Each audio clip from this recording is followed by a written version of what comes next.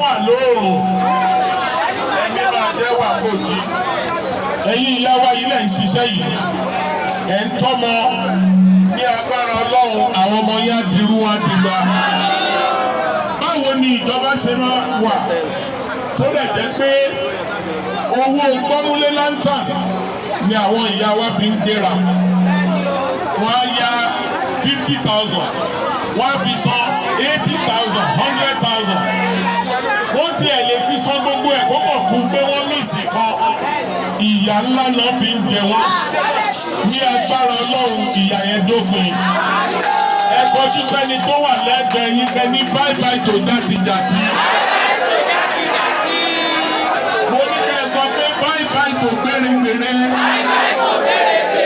Ní agbára Ọlọ́run election tó ń bọ̀ yìí, a máa fi ìbò lé wọn lọ. Ẹgbẹ́ ADC, African Democratic Congress, àmì ìdánimọ̀ wa òun ni ọwọ́ méjì tó ń bọ́ra wọn lọ́wọ́. Ìyẹn la ṣe máa ń sọ pé bọ̀ mí lọ́wọ́ kí n bọ̀ ẹ́ lọ́wọ́ kájọ ṣoríire, oríire náà bá wa kalẹ̀. Deputy Governor tá a mú àwọn nìyí.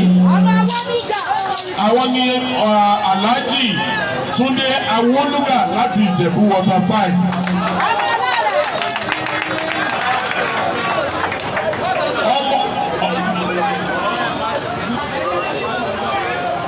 Ọmọ wa tó jẹ́ ọmọ yín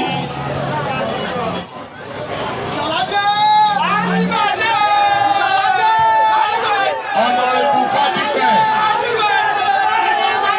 àwọn ló lọ sí ilé ìgbìmọ̀ aṣòfin ní Òkèmọ̀sán House of Assembly. Eléyìí ọmọ wa, eléyìí ti wá ní, eléyìí ara wa. Ó ti wọlé àbí ò ní wọlé? Àwọn tí wọ́n ń lọ láti ṣojú wa ní ilé ìgbìmọ̀ aṣòfin ní Àbújá lọ́hùn-ún. Àwọn rèé o, èyí ó wà wí ràzà. Wọ́n ní wọ́n bá ti yàrá Àbújá o.